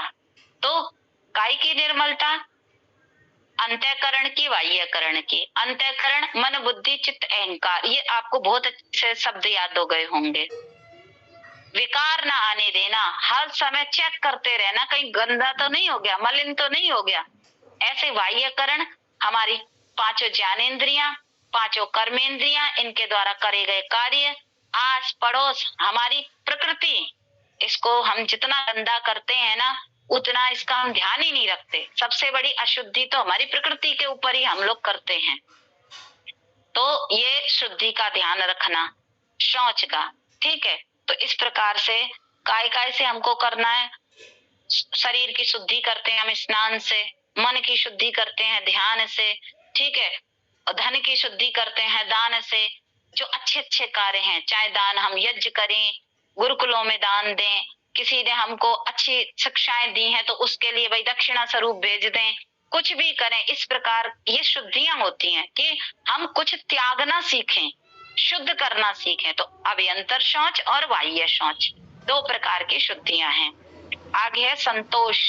संतोष का है हमारे पास जितना सामर्थ्य है, जो जो ईश्वर की कृपा से हमको मिला, कैसे भी माता पिता मिले, संतानें मिली, यानी जाति, आयु, भोग, तीनों चीजें जिस अवस्था में मिली, उनको हम कमियां ना निकालें, और जितना हम में सामर्थ्य है उतना पूरा प्रयोग करते हुए जिस क्षेत्र में लगाया, यदि हमें विद्या अध्ययन में लगाए तो 100% विद्या अध्ययन में लगे रहें। फिर चाहे हमें नंबर कितने भी मिले, चाहे हम जिस नौकरी के लिए हम बैठे, कंपटीशन एग्जाम में बैठे, बहुत पुरुषार्थ करा, नहीं आ रहा नंबर, तो फिर वहां पर हीन भावना ना लाएं, मलिनता ना लाएं कि हमारे साथ तो भगवान ऐसा ही करता है। अभी ये असंतोष बहुत चल रहा है, और वहां पर क्या हो जाता है, जो हमारी ऊर्जा है वो भी घट जाती है। हम पुरुषार्थ पूरा करें और फिर फल जो मिला है उसके बदले में उसको पाकर संतोषी हो जाएं। इससे क्या होगा, आप सकारात्मक रहेंगे। इन दिनों बहुत चीजें चल रही हैं हमारे संविधान की वजह से, समाज की व्यवस्थाओं की वजह से। बहुत से आते हैं बालक, जैसे कोई सामान्य उसमें है तो उन्हें आरक्षण नहीं मिल रहा, बहुत मेहनत करते हैं, नौकरी नहीं मिल रही, तो वो हताश निराश हो जाते, पूछते हैं जी और वैमनस्यता आ जाती है समाज में एक दूसरे के प्रति। तो वहां मैं यही कहती हूँ कि देखो ये मत कहो कि उनको मिल जा रहा है वो बिल्कुल योग, मैंने कि देखो ये सोचो कि जो भी व्यवस्था है, यदि हमारे घर में 4 बालक होते और एक बालक बिल्कुल कुछ नहीं कर रहा या कम सामर्थ्य वाला है, तो वो 3 मिलके वो अपना ही भाई या बंधु है तो उसकी सहायता करते हैं, अतिरिक्त दे देते हैं, तब तो मलिनता नहीं आती। तो ये सोच लो कि चाहे आप उन्हें कम सामर्थ्य वाला समझो, चाहे सरकार ने उन्हें आरक्षण दे रखा हो, कुछ भी समझो, सोच लो ना, हमारा दूसरे भाई बंधु के पास थोड़ा ज्यादा चला जा रहा है तो क्या बात है, आप थोड़ी मेहनत ज्यादा कर लो, तो इससे संतोष बना रहेगा। क्योंकि व्यवस्था बदलना, राजनीतिक व्यवस्था बदलना बड़ी मुश्किल है। दूसरा ही हम वहां उन लोगों से कहते हैं कि देखो वैमनस्यता मत करो, ये मत करो कि इनके पूर्वजों ने हम पर अत्याचार करा था, मैंने कि तो ये तो बदले की भावना हो गई, पता ही नहीं किसके पूर्वजों ने किसके ऊपर करा और किसने करा, सबने तो नहीं करा। आज भी अत्याचार हो रहे हैं, अपने ही घर में बहुत अत्याचार होते हैं, तो हम क्या जन्मांतर तक बदला लेंगे क्या उसका? तो कुछ राजनीतिक व्यवस्थाएं हमारी ऐसी हमें मिल जाती हैं जिससे हमें संतोष करना पड़ता है, अब नहीं तो हमारी ऊर्जा की हानि होगी। हम एक दूसरे से द्वेष ही करते रहेंगे तो कैसे चलेगा? इसलिए स्वीकार करते हुए संतोष करो और अपने पुरुषार्थ में लग जाओ। जहां हो जी भाई, परमात्मा ने शरीर दिया है, कुछ दिया है, तो ऐसा तो नहीं है कि भूखे मर जाएंगे, चल पड़ो, बहुत सारे रास्ते हैं, लेकिन हम इतना चिंतन नहीं करते। यही बात आती है संतोष की, घरों में भी यही हो जाता है। तो हम पूरा पुरुषार्थ करें, अपनी शक्ति पर हमको भरोसा होना चाहिए और ज्ञान अर्जन करें, विद्या अर्जन करें, वो किसने रोका है? बहुत बड़ी प्रकृति है ये, बहुत संभावनाएं हैं इसमें, संभावनाएं तलाशनी चाहिए, और जब जिसको ये आ गया तो संतोष की विद्या सीख जाएगा। यदि हमने संतोष सीख लिया तो वास्तव में जो हम जिसके योग्य हैं, प्रकृति हमें देने के लिए उद्यत हो जाती है। किसी में भी फिर दम नहीं कि वो रोक सके हम तक उसको चीज को पहुंचने में, ये फैक्ट है। तीसरा तप, तप भी आपको बता दिया था पहले, तो इसको नहीं बताएंगे, तो शौच और संतोष बता दिया, ठीक है। आगे ये बताया इसके बाद कि यम और नियम का पालन करते हो, इतना आसान नहीं है इनका पालन हो जाना, बहुत कठिन है ये, सोच के देखो। यम और नियम, 5 यम और 5 नियम, हर समय हर क्षण यदि जो इसके पालन में लग जाता है बहुत बड़ी बात है। वो एक एक दो दो भी पालन में आ जाएं तो समझ लो जीवन धन्य हो जाता है। तो उन्होंने कहा कि अगर पालन करने में कोई बाधा आए तो क्या करें? तो उन्होंने कहा वितर्क बाधने प्रतिपक्ष भावनम, तुरंत यदि इनके पालन में कोई बाधा आ रही हो, वितर्क में सत्य बोल के क्या मिलेगा, कह देते देख ले तूने सत्य बोला तुझे तो दंड और मिल गया, ऐसा हो जाता है बहुत सारी चीजें। तो प्रतिपक्ष भावना, विपरीत भावना बनाओ। कौन सी विपरीत भावना बनाओ? जब कभी यम नियम के पालन में कठोरता आ रही हो, आपको लग रहा हो कि समाज में तो बड़ा स्थिति कठिन है, तो भी ये भावना बनाओ, वितर्का हिंसा दया कृतकारित अनुमोदिता लोभ क्रोध मोह पूर्वका मृदु मध्यादि मात्रा दुखा ज्ञानांत फला इति प्रतिपक्ष भावनम। कितना बड़ा है प्रतिपक्ष भावना का, कि जितने भी यम नियम हैं, यदि हम हिंसा करेंगे, यदि असत्य बोलेंगे, यदि परिग्रह करेंगे, अशुद्धियां फैलाएंगे, अधीरता लाएंगे, संतोष नहीं करेंगे, तप नहीं करेंगे, ब्रह्मचर्य का पालन नहीं करेंगे, तो ये एक तो दूसरा आपको मजबूर कर सकता है इसको कराने पर। क्या हम नतमस्तक हो जाते हैं कि समाज की व्यवस्था ऐसी है? कोई तो स्वयं करने लग जाता है, सरेंडर कर देता है, नहीं पालन करता। कुछ लोग दूसरों से कराते हैं, हिंसा इत्यादि, झूठ बुलवाना बहुत होता है समाज में, ठीक है। और फिर कहते हैं किस किस कारण से होते हैं ये यम नियमों का उल्लंघन? एक तो लोभ से हो जाता है, भाई लालच दे दिया किसी ने कि झूठ बोल देना वहां पर कोर्ट में जाकर कि तूने कुछ नहीं देखा, बहुत सारे ऐसे होते हैं, लोभ आ जाता है। क्रोध, क्रोध में हिंसा कर देते हैं, क्रोध में अधिकरण छयन कर देते हैं, क्रोध में जला डालते हैं, हिंसा हो जाती है ना। जी आ गए, आगजनी कर दी रोड पर, उन्हें क्या फर्क पड़ा, बसें फूंक दी, जीप फूंक दी, पार्क तोड़ डाले, होते हैं ना, बैठ जाते हैं पार्कों में। और दिल्ली में तो बहुत अनशन और बस जाम कर देते हैं, ये सब बहुत होता है। तो चाहे किस किस प्रकार से होता है, लोभ से होती हैं ये चीजें। इनका पालन जो नहीं करते हैं वो कैसे करते हैं, ना लोभ होता है उन्हें, क्रोध आएगा और मोह में, ये पार्टी बंदी में ही करते, हम तो इस पार्टी के, मोह हो गया पार्टी से, हम तो इनके अनुयायी हैं इसलिए कर दे रहे हैं। तो ये जैसे भी है, चाहे छोटी करी हो, मृदु माने कम करी हो, मध्य करी हो, सामान्य करी हो, अधिमात्र या बहुत अधिक करी हो, तो भी इसका फल क्या होगा, दुख और अज्ञान। अनंत अनंत तक होगा, जिसका अंत ही नहीं है यदि आपने ध्यान नहीं दिया तो। दुख और अज्ञान रूपी अंधकार अनंत फल देने वाला हो जाएगा, ऐसा भाव बना लेना यदि यम नियम का पालन नहीं कर पा रहे हो तो, कि ये ना जाने किस किस रूप में दुख देगा और अनंत हो जाएगा, जिसका काटना भी मुश्किल हो जाएगा, ऐसे भाव बना लेना। तब सोचना करें पालन कि ना करें। ये उन्होंने अगला ही लिख दिया। अब बताया कि जब आप पालन करेंगे इनका, पराकाष्ठा पालन हर समय, कैसे पालन करेंगे, जाति, देश, काल और समय, इन चारों को ध्यान में रखते हुए और पूरी तरीके से पालन करेंगे तो क्या होगा फिर, अहिंसा प्रतिष्ठायाम तत्सन्निधौ वैर त्यागः। यदि आप अहिंसा का पालन पूरे अनुष्ठान के साथ करेंगे, जैसे बताया है वैसे करेंगे, तो क्या होगा, जो आपसे कितना भी बैर रखता हो वो आपके सामने आएगा तो आपके सामने नतमस्तक हो जाएगा, उसका वैर त्याग हो जाएगा। आप तो रखेंगे ही नहीं किसी के प्रति वैर, क्योंकि आप अहिंसक हैं।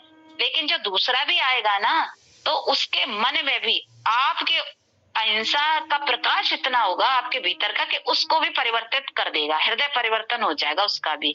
तो आपके सानिध्य में आते ही वो वैर त्याग देगा, ऐसा हो जाएगा वो, ऐसी शक्ति आ जाएगी आप में। फिर सत्य प्रतिष्ठायाम क्रिया फलाश्रितम। यदि आप सत्य का अनुष्ठान करेंगे, जैसा बताया वैसे करेंगे, तो आपकी सारी क्रियाएं फल देने लगेंगी। सारी क्रियाएं फल अर्थात आप वाणी से जो बोलेंगे वो घटित होने लगेगा, इसके कहते हैं क्रिया फलाश्रितम। जब सत्य का अनुष्ठान करते हैं और हर तरीके से करते हैं जैसे बताया। फिर कहा अस्ते प्रतिष्ठायाम सर्वरत्नोपस्थानम। यदि आप अस्ते का अनुष्ठान करेंगे, प्रतिष्ठित हो जाएंगे, तो सर्वरत्न आपके सामने उपस्थित हो जाएंगे। सर्वरत्न का अर्थ है जैसी सुविधा आपको चाहिए, यानी कि इच्छाएं तो नहीं है सुविधा की, लेकिन यदि आप लोक कल्याण में लग गए तो जो इच्छा आप करेंगे वैसी वैसी सुविधा, यानी कि जो आपको आवश्यक है वैसी सुविधा करने के लिए आपको संघर्ष नहीं करना पड़ेगा। वो प्रकृति के सानिध्य में आपकी पूर्ति होती जाएगी।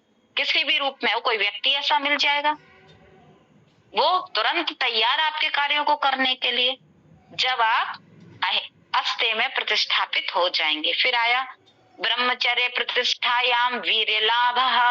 जब आप ब्रह्मचर्य में प्रतिष्ठापित हो जाएंगे तो वीर्य लाभ होगा। वीर्य लाभ माने तेज, ओज, यानी मानसिक, शारीरिक, आत्मिक विशेष प्रकार का बल आप में आ जाएगा। तेज, ओज और शक्ति, इसे कहते हैं वीर्य लाभ। आगे आया अपरिग्रह स्थैर्य जन्म कथनता संबोधः। जब आप अपरिग्रह में स्थापित हो जाएंगे, अनुष्ठान करेंगे, वैसे ही पालन करेंगे, तो आपको जन्म की कथाओं का संबोधन हो जाएगा, अर्थात आप अपने जन्म के बारे में जान जाएंगे। पूर्व जन्म को भी धीरे धीरे ज्ञान होने लगेगा और आप किस लिए आए हैं ये भी आपको पता चल जाएगा। आगे बताया शौचात स्वांग जुगुप्सा परैर संसर्गः। शौचात, जब आप शौच में प्रतिष्ठापित हो जाएंगे, स्वांग जुगुप्सा यानी कि अपने ही अंगों के प्रति, जुगुप्सा माने अलग सा विरागता सी आ जाएगी, या घृणा नहीं शब्द कहेंगे विरागता। जैसे अभी तो ये ना हम अपने अपने तरीकों से उसे सजाने में, संवारने में, कि ये लगा लें या ऐसा कर लें, ऐसा पहन लें, केवल शारीरिक देह के जो पोषक हैं इस तरीके से लगे रहते हैं देह को सजाने संवारने में, अपने अंगों के प्रति विरागता आ जाएगी। केवल काय के लिए होगा जी, इसको बस स्वस्थ रखना है, स्वस्थ रखना है, क्योंकि परमात्मा ने दिया है, अतिरिक्त कुछ नहीं करना है। इसमें भोजन अच्छा करेंगे जिससे शक्ति बनी रहे, बस इतना ही ध्यान रहेगा। अंगों के प्रति विरागता आ जाएगी, अपने के और दूसरों के भी, ठीक है, स्तन के प्रति, इसे कहते हैं शौचात। अब इसका क्या बताया, जब ऐसा हो जाएगा तो ये शौच का बताया विशेष प्रकार से, मन बाह्यकरण और अंतःकरण में जब पूर्ण शुद्धि आ जाएगी, प्रतिष्ठापित हो जाएंगे, तो क्या शक्ति आएगी, तत्व शुद्धि। सत्व यहाँ पे है, बुद्धि से लिया गया है, तत्व का अर्थ है बुद्धि की शुद्धि, वो निर्मल अवस्था, ठीक है। तो सत्व शुद्धि, सत्व शुद्धि समनस्य एकाग्र इंद्रिय जया आत्मदर्शन योग्यत्वानि च। सत्व की शुद्धि हो जाएगी, यानी कि बुद्धि की शुद्धि, निर्मल स्थिति हो जाएगी। सौमनस्य, मन की सौम्यता, सौम्य हो जाएगा आपका मन, बिल्कुल। वो आपके चलने से, उठने से, बोलने से भी पता चल जाएगी जी कितने सौम्य हैं आप, तो सौम्यता आ जाएगी। एकाग्र हो जाएंगी इंद्रियां, वो बाहर नहीं भागेंगी। फिर जब शौच में हम प्रतिष्ठापित हो जाएंगे, और आत्मदर्शन योग्यता नीचा, आत्मा के दर्शन करने की योग्यता आ जाएगी। दर्शन हुए नहीं है पर योग्यता आ जाएगी, चाह, और ऐसा हो जाएगा जब हम शौच में प्रतिष्ठापित हो जाएंगे। आगे बोला संतोषाद अनुत्तम सुख लाभ, संतोषाद, संतोष में ये प्रतिष्ठापित हो जाएंगे, उत्तम से उत्तम सुख मिलेंगे। दो कितनी विलक्षण बात है। अपने आप जिस सुख के पीछे हम भाग रहे थे ना, फिर वो अपने आप आएगा जब संतोष आ जाएगा। पर यहाँ ये बात नहीं करी है कि हाथ पे हाथ रख के धरे बैठे रहना, कुछ काम ना, पुरुषार्थ पूरा करना है, ठीक है, ये कहा। आगे काय इंद्रिय सिद्धिर शुद्धि क्षयात तपसः, तप से क्या होगा, काया की और इंद्रिय की शुद्धि हो जाएगी। जो क्षय का कारण बने हुए थे, शरीर की और इंद्रियों का जिससे क्षय हो रहा था, घट रही थी, क्षरण हो रही थी, तप के करने से काया की और इंद्रिय की सिद्धि हो जाएगी। ऐसी सिद्धि प्राप्त हो जाएगी, निरंतर शुद्धि होती रहेगी अपने आप, ऐसा हो जाएगा। तीसरा स्वाध्यायादिष्ट देवता संप्रयोग, स्वाध्याय, स्वाध्याय बताया ही था। जब हम स्वाध्याय में प्रतिष्ठापित हो जाएंगे, अनुष्ठान की तरीके से इसका पालन करेंगे, तो इष्ट देवता संप्रयोग, तो जो इष्ट हैं यानी कि इसके प्रणेता है, मान लीजिए हम आत्मा का ही अध्ययन करने लग जाए, स्वयं को जानने पे ही चलते बने तो क्या होगा, इसका स्वामी कौन है इस देह का, आत्मा, तो आत्मा तक पहुंच जाएंगे, स्वाध्याय करते रहेंगे। और जिस वेद शास्त्र उपनिषद का अध्ययन का अर्थ केवल शब्द से पढ़ना नहीं है, उसमें इतने डूब जाना, शब्द अर्थ ज्ञान, यानी ज्ञान वाली जब स्थिति आ जाती है, वो घटित होने लग जाती है स्थिति, कहा ये है स्थिति, तो उससे संबंधित जो इष्ट हैं उनसे आप संप्रयोग कर लोगे, अर्थात आपका कनेक्शन हो जाएगा किसी ना किसी रूप में। अर्थात वर्तमान में कोई ऐसे उच्च स्थिति के महापुरुष वेत्ता आपके संपर्क में आ ही जाएंगे यदि आपका स्वाध्याय तरीके से हो रहा है। आपको ये अनुभूति हो ही जाएगी, जी हाँ ये वही है, इसका अर्थ ये है। और ऊंचा स्वाध्याय जाएगा, मान लीजिए भगवत गीता के स्वाध्याय पर चले गए, ये योग दर्शन के इतने डूब गए, तो साक्षात ये अनुभूति होती है कि ये, क्योंकि ये तो मुक्त हैं, जीवन मुक्त आत्माएं हैं, तो हैं, आसपास भी हैं, उन्हें कोई किसी से नहीं है, तो वो स्वयं प्रेरित करती हैं और अनुभूति होती है, हाँ जी हैं, मुक्त आत्माएं हैं, संपर्क हो रहा है, ये वास्तव में अनुभूति होती है। आगे आया समाधि सिद्धिर ईश्वर प्रणिधानाद, यदि ईश्वर प्रणिधान आप कर लेते हैं तरीके से अनुष्ठान पूर्वक, तो समाधि की सिद्धि हो जाती है, समाधि लग जाती है, पहुंच जाते हैं आप, डूब जाते हैं जब जाना चाहते हैं, ठीक है। अब ये यहाँ पर यम और नियम पूरे हो गए। अगला तीसरा है आसन, अष्टांग थे ना, 8 अंग थे, तो तीसरा अंग है आसन। तो क्या कहा, स्थिर सुखम आसनम, जिस आसन में आप स्थिरता पूर्वक बैठ जाएं, सुख पूर्वक, कोई कष्ट ना हो, स्थिर हो जाएं, हिले डुले नहीं, उसे आसन कहते हैं। क्योंकि ये आसन ध्यान वाले बताए हमारे ऋषि पतंजलि ने, और कोई आसन नहीं बताए। जिसमें आप ध्यान पूर्वक, स्थिरता पूर्वक आराम से बैठ जाएं, आपके शरीर में कोई कष्ट ना हो, वो आसन बताए। वो आसन है वास्तव में। मन भी आसन लग जाए, यानी मन की चंचलता समाप्त हो जाए और देह की भी चंचलता समाप्त हो जाए, उसे आसन कहते हैं। रोगानुसार आसन की बात नहीं है यहाँ पर कि हम गौमुख आसन कर रहे हैं और अन्य चक्रासन कर रहे हैं, सर्वांग ना, वो नहीं, वो तो देह के रूप में कर दिए कि आपकी देह लचीली कैसे हो, यहाँ अलग बात है। ये ध्यान वाले आसन की बात करिए यहाँ। जिस आसन में सुख पूर्वक आप लंबे समय तक बैठ पाए उसे, और स्थिर हो जाएं, स्थिरता जरूरी है, उसे आसन कहेंगे।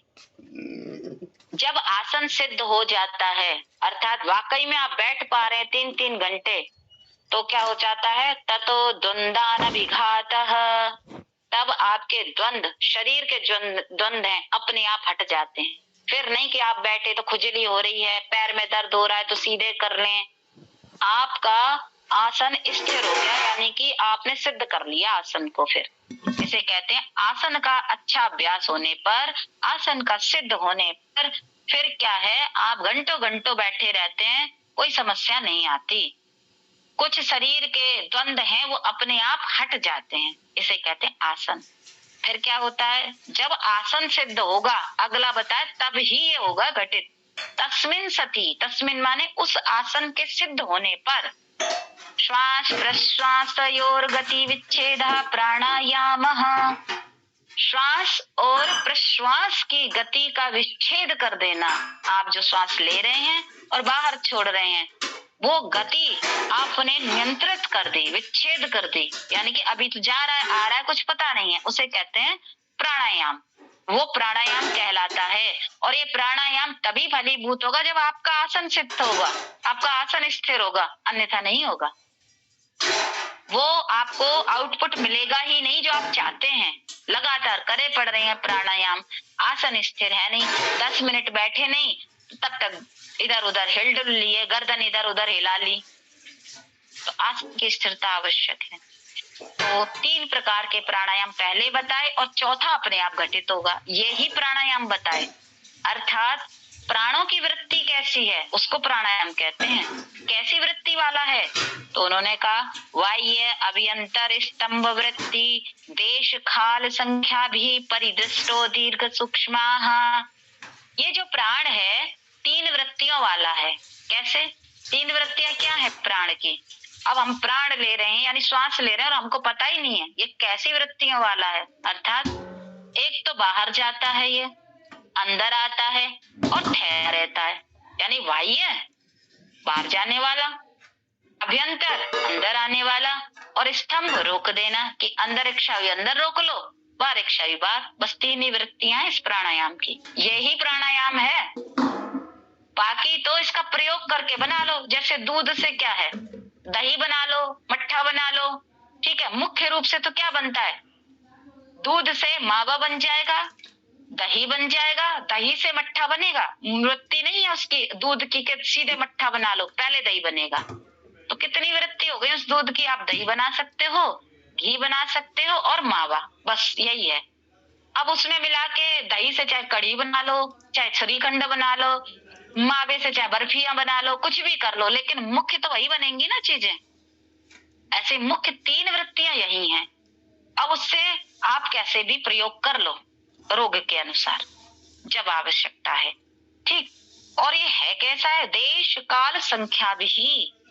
देश काल अर्थात कितनी देर तक शरीर के अंदर किस देश में रहा वो प्राण, ये दृष्टि माने देखना है सूक्ष्म प्रकार से। क्या देखना है, आपने प्राण अंदर लिया तो उसका प्रभाव कितने देश तक रहा, या हृदय देश का अर्थ है स्थान घेरा उसने, बाहर निकाला तो क्या प्रभाव रहा उसका, काल कितने समय तक रहा, कितनी देर तक बाहर रखा आपने, कितनी देर तक अंदर रहा, ठीक है। समय इस प्राणायाम प्राण को देखते देखते कितना समय बीत गया आपको, आपने कितना समय लगाया इसको देखने में। ठीक है, दीर्घ सूक्ष्म, कितना दीर्घ है और कितना सूक्ष्म है। दीर्घ सूक्ष्म का मतलब हल्का है या भारी है, कि भाई चल रहा है बहुत तेज आवाज आ रही है, और कुछ बिल्कुल स्मूथली, बस अभ्यास हो गया, आराम से अंदर गया आराम से बाहर आया। इस प्रकार का है ये प्राण। जब ये भली प्रकार से हो जाएगा तो चौथा अपने आप घटेगा। वो चौथा कौन सा है? बाह्य अभियंतर विषयाक्षेपी चतुर्थ। तो फिर वो चौथा ऐसे घटेगा, घटित होगा स्वयं प्राण के साथ, जब आप अंदर ले रहे हैं श्वास, या पहले बोला बाह्य, बाहर श्वास छोड़ा आपने, तो प्रतिक्रिया स्वरूप क्या होगा? अंदर लेना चाहिए जब बाहर छोड़ दिया है। लेकिन फिर भी यदि प्राण को ऐसा लग रहा है कि अभी तो अंदर और बचा है, बाहर ही छोड़ना है, तो भीतर लेते लेते पूरा भीतर नहीं है, फिर से बाहर धकेल दिया स्वतः ही। इसे कहते हैं विषयाक्षेपी। विषय तो होता है अंदर जाना, तो थोड़ा सा अंदर गया, लेकिन पुनः ऐसा लगा जी अभी कमी बाकी है, अंदर वाली चीज बाहर नहीं गई पूरी तरीके से, तो रोक के पुनः बाहर आ गया वो। ठीक है, ऐसे अंदर था प्राण और आपने सोचा लो बाहर धकेलें, तो जैसे ही थोड़ा सा बाहर गया, लेकिन बाहर से फिर भीतर आ गया कुछ प्राण, तो ये अपने आप घटित होता है। फिर क्योंकि अभ्यास हो गया ना उस प्राणायाम का करते करते, तो फिर अपने आप ये घटित होने लग जाते, प्राण की इतनी क्षमता बढ़ जाती है। और जब ये जाता है तो क्या होता है? ततः क्षीयते प्रकाशावरणम। तो जो प्रकाश पर आवरण पड़े थे, अर्थात चित्त पर, मन पर जो आवरण पड़े थे, वो क्षीयते, हट जाते हैं, निर्मल हो जाता है चित्त, मन निर्मल हो जाता है, स्वच्छ हो जाता है। ठीक है, अब जब मन निर्मल हो जाएगा तो अगली स्थिति आएगी। कौन सी स्थिति आएगी अगली? धारणा सोचा योग्यता मनसः। जब मन में प्रकाश आ गया, थोड़ा सा जी अच्छी स्थिति आ गई, स्थिरता आ गई, तो धारण करने की योग्यता आ जाएगी। यानी आप जहां चित्त को लगाएंगे वहां लग जाएगा धारणा। ठीक है, तो ये अगला वाला स्टेप है, छठवां धारणा वाला। धारणा की योग्यता आ जाती है मन में। ठीक, तो जहां धारण करेंगे, देह के जिस स्थान में या देह से बाहर, वहां एकाग्र तक आपका मन लगा रहेगा, ऐसी धारणा आ जाएगी। अब आगे यहाँ पर प्रत्याहार का बताया, क्योंकि जब ये स्थिति आएगी ना धारणा की, तभी प्रत्याहार हो सकता है, स्थिति बनना धारणा की। स्विषया संप्रयोगे चित्त स्वरूपानुकार इवेन्द्रियाणाम प्रत्याहारः। स्विषया संप्रयोगे, अपने अपने विषयों के साथ संप्रयोग, यानी कि 5 ज्ञानेंद्रियां हैं और इनके 5 विषय हैं, उनसे जब इनका संपर्क होता है, ठीक है, तो ये बाहर भागते हैं। लेकिन अब यहाँ क्या है? वो संपर्क कट सा गया, चित्त स्वरूपानुकार।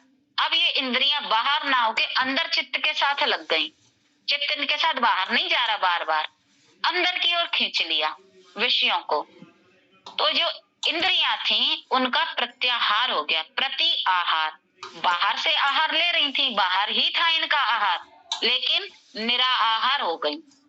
अब इनको बाहर के आहार में आनंद नहीं आ रहा, ये अंदर आहार ढूंढ रही हैं, अंदर वाला आहार इनका आहार बन गया, तो चित्त के अनुरूप अंदर चली गई। चित्त हो गया स्थिर, मन हो गया स्थिर प्रकाश युक्त। तो अपने अपने विषय का ये आहार इन्होंने छोड़ दिया। बाहर से जो ये प्राप्त कर रही थी, हर तरीके से प्राप्त कर रही थी, वहां कंट्रोल आ गया।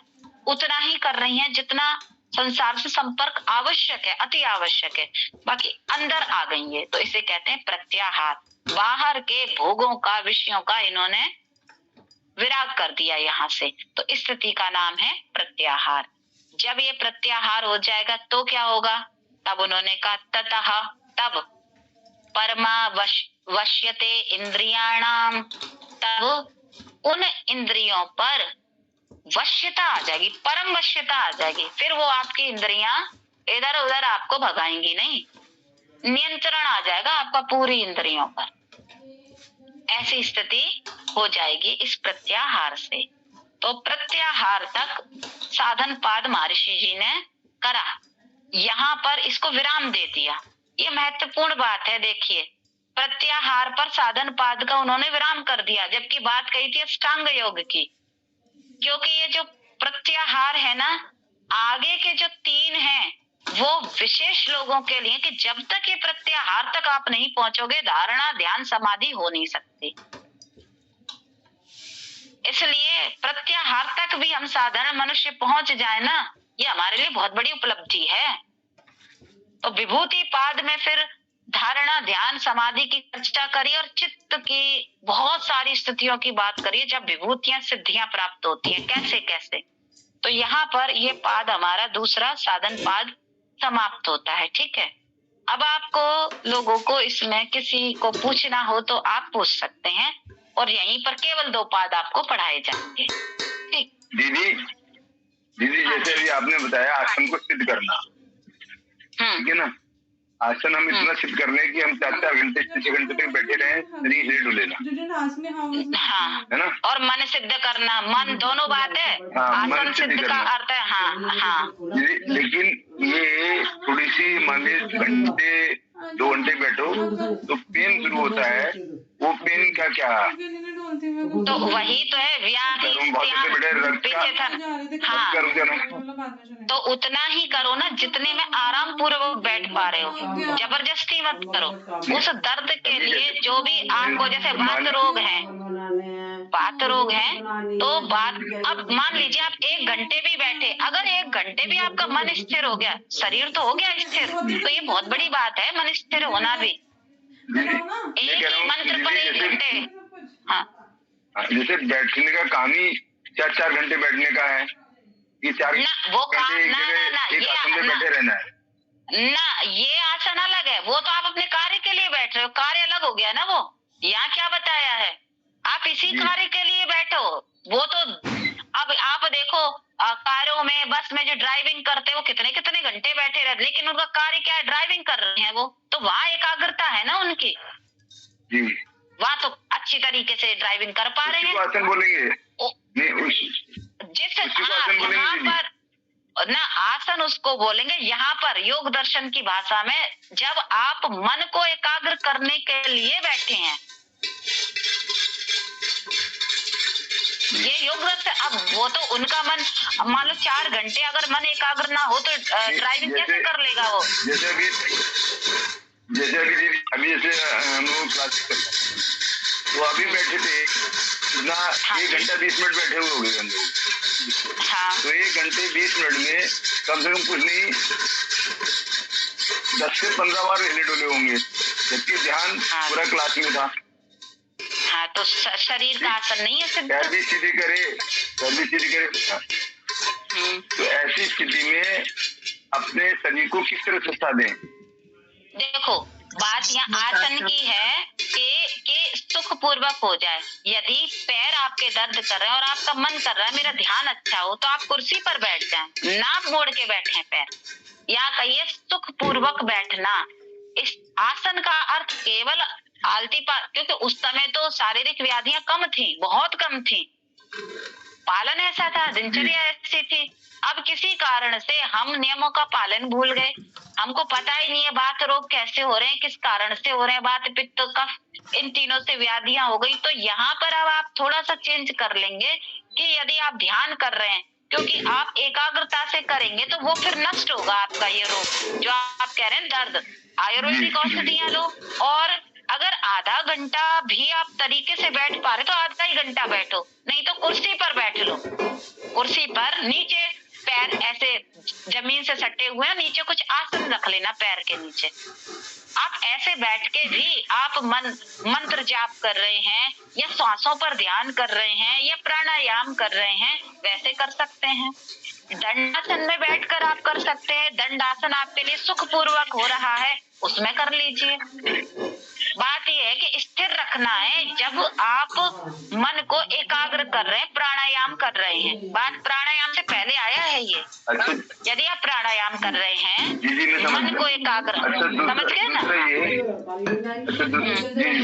दूसरा ये ये बता रही थी अभी 4 अध्याय जो है उसके भगवत गीता वाले, भगवत गीता के।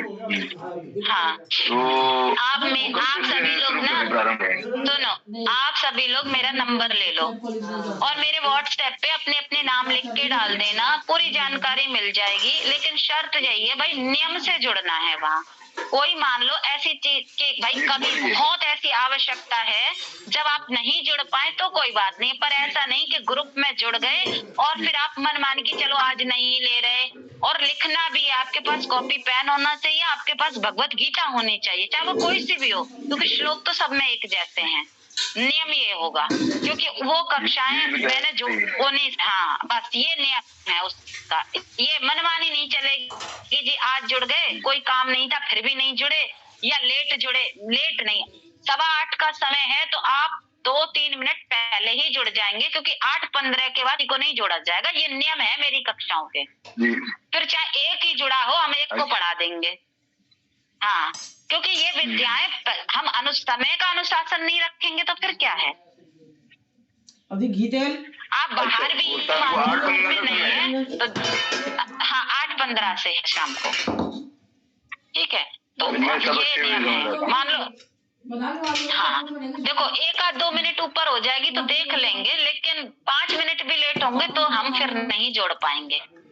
अरे पटाखे खाओगे कक्षा को कर देते। हाँ ठीक है, तो आप एक नंबर लिख लीजिए, मेरा फोन नंबर। आप सभी लोग तो जिसकी इच्छा हो, बहुत इच्छा हो तो मेरे पास डाल देंगे। 94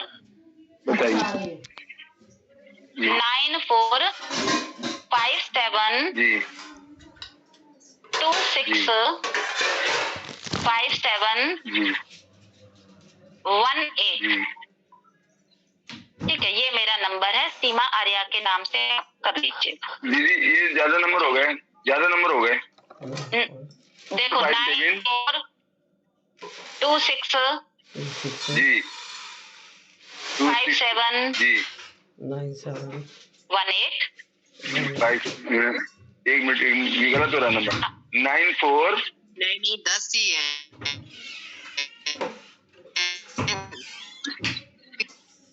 9457265718 5726 572645। ना 57, फिर से 5726 के बाद इसमें चैट बॉक्स में लिख 57। नहीं मैं बोल रहा हूँ दीदी, 94572645। ना 5745 नहीं है जी जी 5718। मैं चैट बॉक्स में लिखती हूँ, 1 मिनट। ठीक है। आज होती है, पूछ रही हूँ अभी नहीं तो आई हूँ होती है।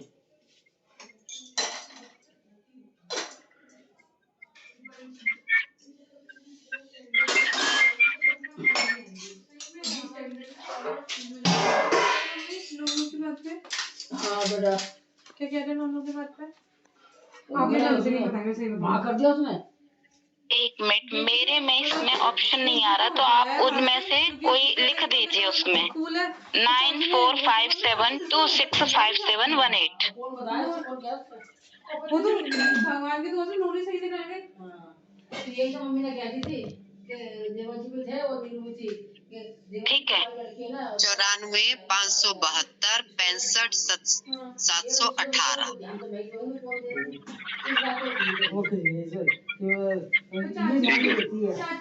हाँ कर लिया। 9457265718। ये मैंने भेज दिया मैंने, आप चैट बॉक्स में देख लीजिए आगे इसमें। ठीक है, अब चलिए हम इसको या विराम दे देते हैं शांति पाठ के साथ हम। ठीक है, चलिए एक बार ओम का उच्चारण करेंगे पहले। सही में हद है।